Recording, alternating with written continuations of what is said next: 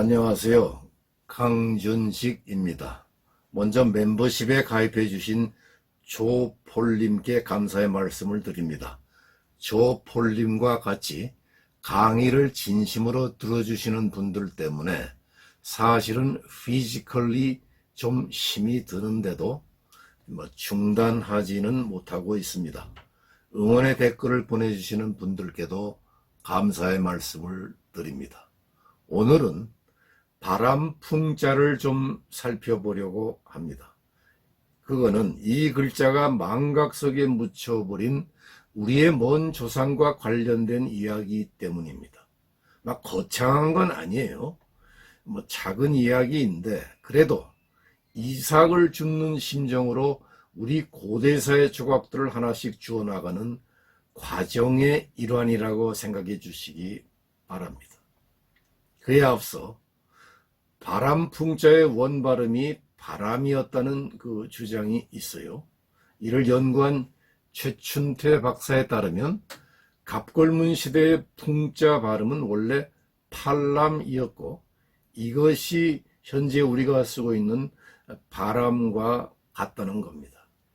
그 얘기를 듣고 나는 사기, 순자, 맹자, 한서, 사기집배, 삼보황도, 초사 같은 여러 고대 문헌에 등장하는 비렴이라는 인물을 떠올리고 그럴지도 모르겠구나 하는 생각이 잠시 들었습니다.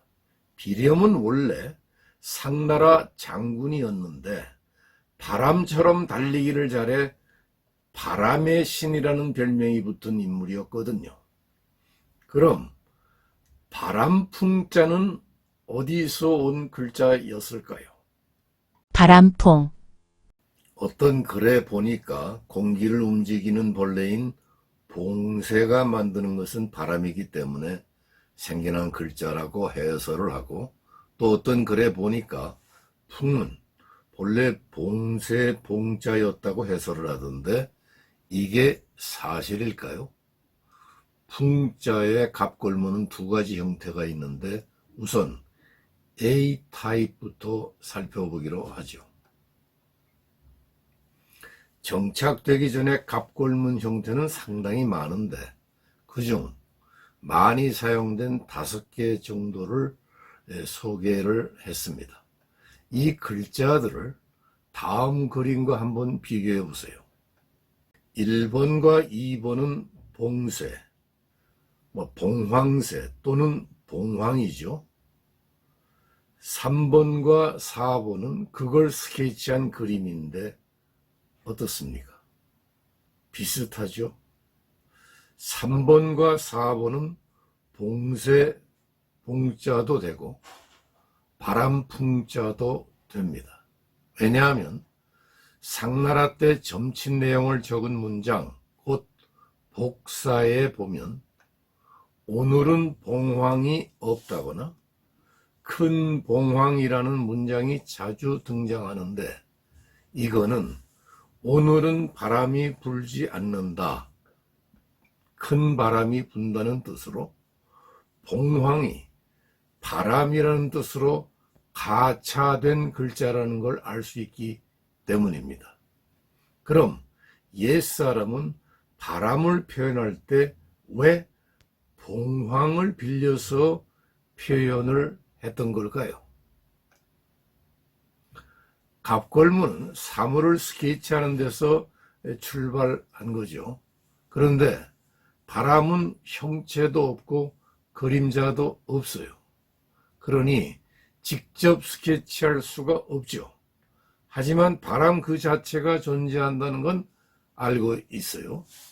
바람이 불면 사물의 모습이 변화를 하는데 이를테면 가벼운 깃털은 날아오르고 깃발은 펄럭이고 강물은 출렁입니다.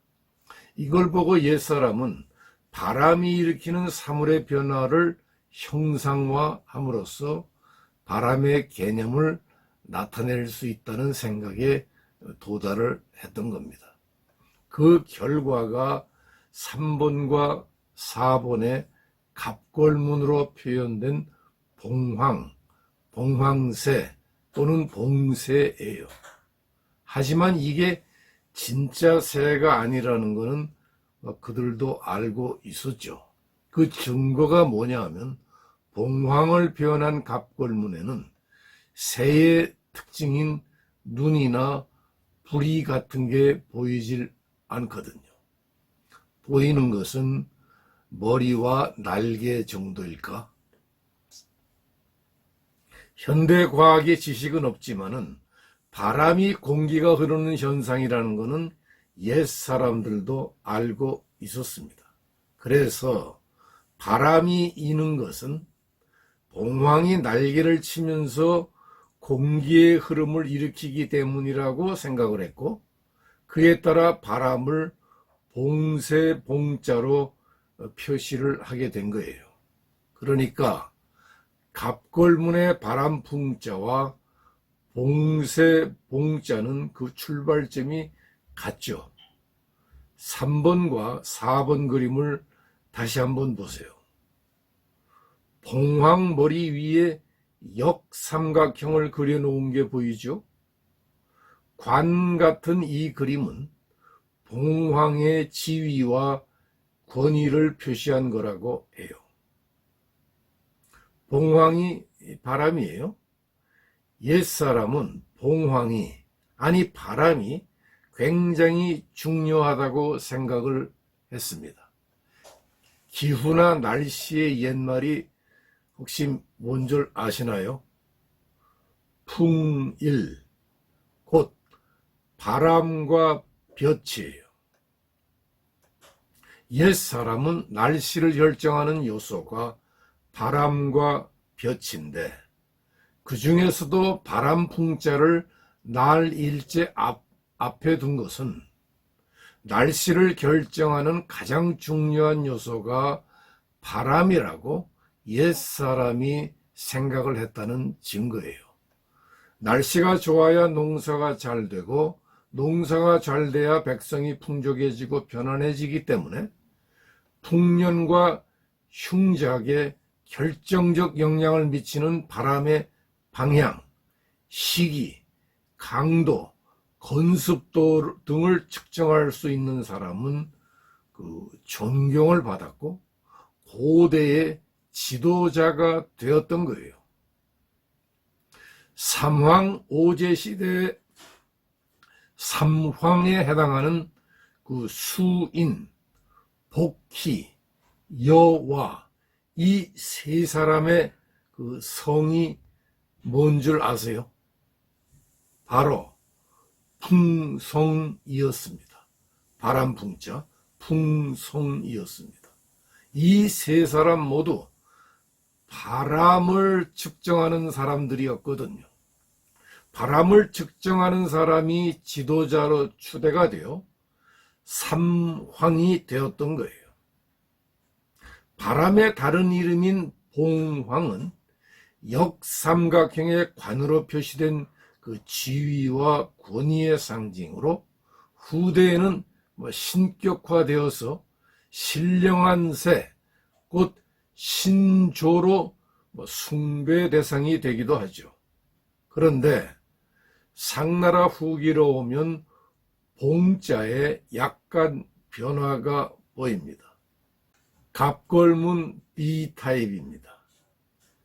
A타입과 다른 점은 오른쪽 상단 모서리에 한글 예, 이응이 빠진 예, H 비슷한 예자 같은 부호가 하나 추가되었다는 점이죠. 이건 나중에 범자로 바뀝니다. 설문해자는 이 범자가 풍이나 봉의 발음 부호라고 했는데, 즉 종충범성이라고 했는데, 실제로 상나라 후기의 범자는 봉자의 음운과 같았다고 합니다. 하지만 이 범자를 하늘에 띄우는 연, 물에 띄우는 배, 또는 봉황이 꾼 방구 소리로 본 학자도 있습니다. 금문도 두 가지 형태로 갑골문을 이어받은 것인데, 금문이든 갑골문이든 바람풍자에 들어간 벌레 그림이나 벌레 회자가 보입니까? 안 보이죠? 그런데 왜 바람풍자엔 벌레회 또는 벌레충자가 들어가 있는 걸까요? 그걸 알기 위해서는 전국시대의 글자를 봐야 합니다. 초나라 비단글, 현재 뉴욕 메트로폴리탄 미술관에 소장되어 있는 초백서, 곧 초나라 비단글의 모양은 이렇습니다. 총 952자가 쓰여진 이 비단글은 내용이 풍부해서 전국시대의 사상과 문화를 연구하는 데 큰 도움이 된다고 하는데, 바람풍자가 쓰여진 부분을 확대하면 다음과 같습니다. 붉은 손 안의 글자는 풍우, 바람풍 비우, 바람과 비, 풍우인데, 이거를 다시 확대해 보면 다음과 같습니다. 왼쪽을 보세요. 왼쪽 위가 바람풍자고 아래가 비우자인데요. 이번엔 오른쪽에 확대된 글자를 보세요. 위는 범자고 밑은 무슨 올챙이나 뱀 대가리 같은 게 보이죠? 전국시대에 사용되던 이런 모양의 그림이 뒤에 벌레 회자 또는 벌레 충자로 발전을 하게 되는 거예요. 원래 봉황에 붙여졌던 연, 배 또는 방구 그림이 벌레 회자로 와변이 된 거죠. 잘못 전해진 겁니다. 갑골문은 꼬리가 긴 커다란 수탉 형태인데, 오른쪽 상부에 한글 예, H에 하나 그은 거, 예, 한글 예 기호를 추가한 것은 연이나 배 또는 방구 소리를 표시한 그 부호로서 새가 날개를 퍼득여 큰 바람을 일으킬 수 있는 큰 새임을 나타낸 거라고 합니다.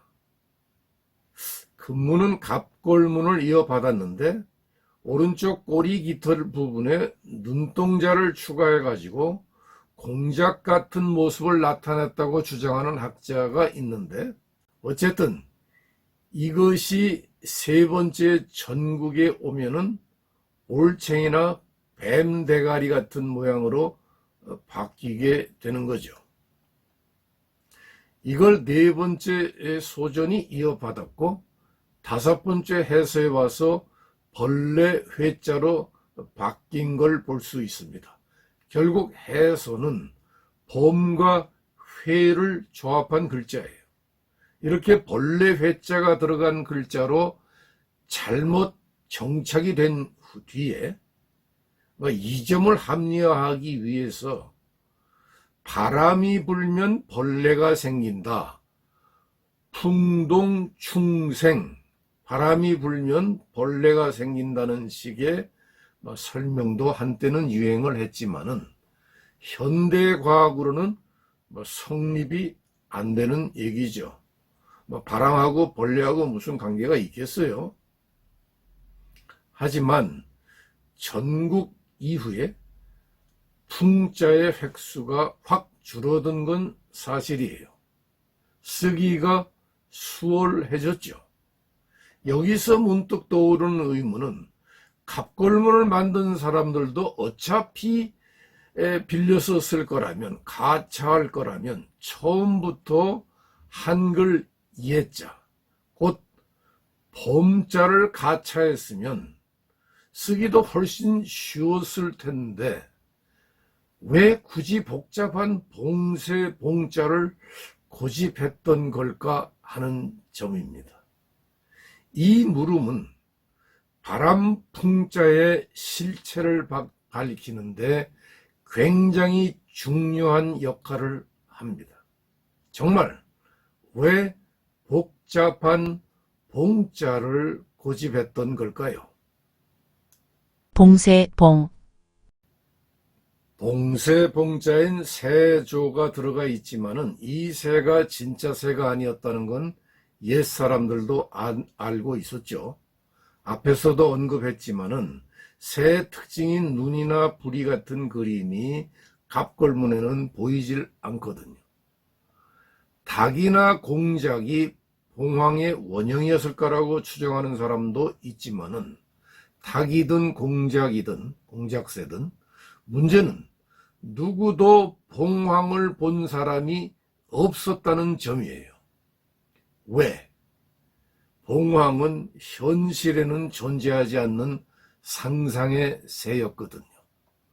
존재하지 않았기 때문에 다양한 이미지로 변형될 수 있었던 거고, 그 과정에서 도덕적인 의미가 붙여지고 재구성되기 시작했습니다. 백익의 조서라고 알려진 산해경에는 봉황 이야기가 이렇게 실려 있습니다. 또 동쪽 500리에는 단열산이라 하는 곳이 있는데 그 산에선 금과 옥이 많이 난다. 단수가 나와 남쪽으로 흘러 발해로 들어간다. 새가 있는데 그 형상은 닭과 같고 오색무늬가 있는데 이름을 봉황이라고 한다.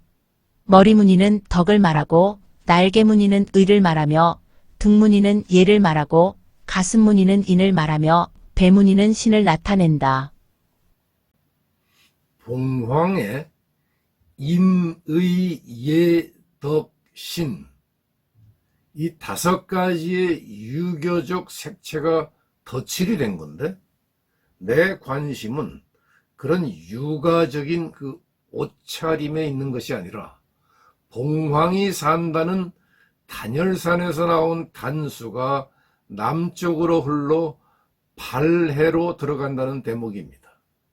전설의 단열산에서 흘러나온 단수가 발해로 들어간다면 단열산의 위치가 북쪽 지역에 있었다는 걸 알 수가 있죠. 그럼 뭡니까? 홍산 문화의 중심인 적봉 일원에서 그 밑으로 내려가면 만나는 바다 이름이 발해 아닌가요? 이 점이 굉장히 중요합니다. 한자 19강에서 자세히 언급한 바가 있기 때문에 여기서 되풀이하지는 않겠지만은 좀 더 자세한 걸 알고 싶은 분은 한자 19강을 찾아보시기 바랍니다. 중국인이 긍지로 여겼던 그 용이 중원이나 남쪽에서 생긴 게 아니라 동이족이 살았던 홍산 문화에서 생겨났다는 얘기를 한자 19강에서 했잖아요. 그 누에에서 발전해간 그 용의 사진도 보여드리고, 이와 마찬가지로 중국인들이 신령한 새, 곧 신조로 숭배해온 봉황도 북쪽에서 생겨난 문화였다는 점을 지금 말하고 있는 겁니다. 중국인이 긍지로 여겨온 용봉문화, 이게 알고 보니 화족계 아니었던 거예요. 큰 바람을 일으킨다는 점에서 봉황과 비슷한 대붕새가 있는데, 장자는 그 새를 이렇게 묘사하고 있습니다. 북쪽 바다에 물고기가 있는데 그 이름을 곤이라 한다. 곤의 크기는 몇 천리나 되는지 알지 못한다. 변해서 새가 되니 그 이름을 대붕새라고 한다. 대붕새의 등은 몇 천리나 되는지 알지 못한다. 떨쳐 일어나 날면 그 날개는 하늘에 들이운 구름 같다. 이 새는 바다가 움직이면 남쪽 바다까지 날아가려고 한다. 여기서 내가 주목한 대목은 대붕새로 변하기 전에 물고기가 살았던 바다가 북쪽에 있었다는 구절입니다. 봉황이 살던 곳과 마찬가지로 북쪽 지역인 거예요. 발해에서 위로 올라가면 바이칼호나 시베리아를 만나게 됩니다. 어떤 지점이었는지 정확히는 모르겠지만은 아무튼 그 북쪽 지역에서 남쪽으로 내려오면 발해를 만나게 되는 거죠. 그런데 봉황은 그 단열산이 있던 북쪽에서 살았다는 얘기잖아요. 갑골문 시대 사람이 인식하는 봉황은 엄청난 바람을 일으키는, 말하자면 장자에 나오는 대붕새 비슷한 새였는데 북쪽 지역에 그런 새가 실제 있었을까요? 네, 나는 있었다고 봅니다. 그 새의 이름은 오로라예요. 만주 북쪽이나 적봉 위쪽으로 쭉 올라가면 시베리아인데 거기선 오로라 곧 북극광을 자주 볼 수 있었다고 해요. 옛 사람들도 추위로 남하하기 전 그들의 요람이었던 먼 북쪽 지역에서 일상 다반사로 목격했었을 오로라의 모습은 이렇습니다. 지구 쪽으로 다가온 태양풍의 일부가 지구 자기장에 이끌려 지구 대기로 진입할 때 그 플라즈마가 공기 분자들과 충돌하면서 내놓는 에너지의 일부가 만들어내는 그 오로라 현상은 정말 필설로 형용할 수가 없는 웅장하고 화려하고 아름다운 그 율동을 연출해 내죠. 이런 모습은 어떻습니까? 마치 새가 하늘로 비상하는 모습처럼 보이지 않나요?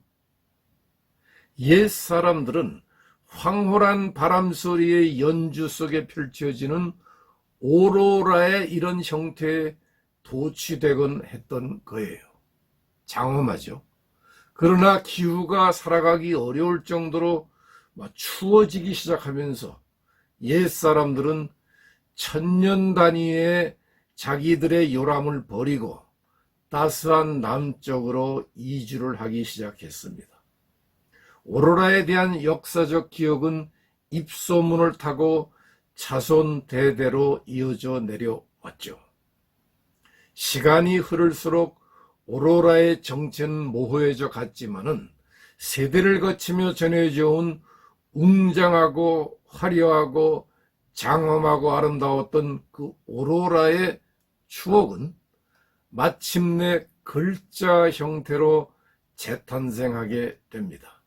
그게 바로 갑골문의 봉자인 동시에 풍자였던 거예요. 글자를 만드는 과정에서 자신들이 들어왔던 봉황 비슷한 그 닭이나 공작새를 모델로 삼아 그걸 스케치했을 가능성은 큽니다. 앞에서 갑골문과 금문은 살펴보았으니까 네 번째 소전부터 보기로 하죠. 소전에 오면은 머리와 머리털의 모양이 바뀌고 몸은 새 조자의 초기 형태로 바뀝니다. 그리고 다섯 번째 해서에 와서 이를 더 다듬은 봉새 봉자로 정착을 했습니다. 붕세붕. 붕새 붕자는 어디서 온 걸까요? 현재의 글자는 벗붕자와 새 조자가 합쳐진 회의자로 보이는데 이건 붕새, 대붕 또는 대붕새의 의미와는 통하지 않습니다. 벗하고 새를 합치면 큰 새가 됩니까? 검증을 위해 먼저 벗붕자부터 살펴보겠습니다. 여기에 나오는 그 갑골문은 뭘 스케치한 그림이었을까요? 네, 고대엔 조개 껍데기가 화폐 역할을 했습니다. 화폐였죠. 일본의 조기 껍데기를 막 꿰서 꾸러미로 만든 것이 2번 그림이고, 이걸 다시 스케치한 것이 3번의 갑골문입니다. 그림엔 3개씩 밧줄로 꿰인 형태이지만은 원래는 5개씩 꿰었다고 합니다. 이렇게 밧줄로 조개 껍질을 꿰은 한쪽 줄을 개라고 했고, 두 쪽 줄을 꿰면 붕이라고 했습니다. 양쪽에 나란히 매단 짝이라는 데서 벗이라는 뜻이 생겨나게 된 겁니다. 그러니까 붕새 붕자는 조개 껍질이나 그걸 두 줄로 꿰은 벗 붕자와는 아무 관련이 없어요. 소전을 보면 그 점을 알 수가 있습니다. 붕새 붕자에 갑골문과 금문은 없어요. 그러니까 3번째 소전을 보세요. 오른쪽은 새 그림이지만은 왼쪽은 앞에 살펴본 조개 껍질을 밧줄로 꿰인 그림이 아니라 새의 머리와 날개를 스케치한 그림 아니에요? 바람을 일으키는 날개를 가진 새라는 그런 뜻이죠. 그런데 4번째 해서에 와서 갑자기 조개 껍질에서 유래한 벗붕자에 새조자를 합쳐가지고 붕새 붕자로 정착을 한 거네요. 갑골문과 금문이 없다는 것은 상나라나 주나라 때는 대붕새가 존재하지 않았다는 뜻입니다.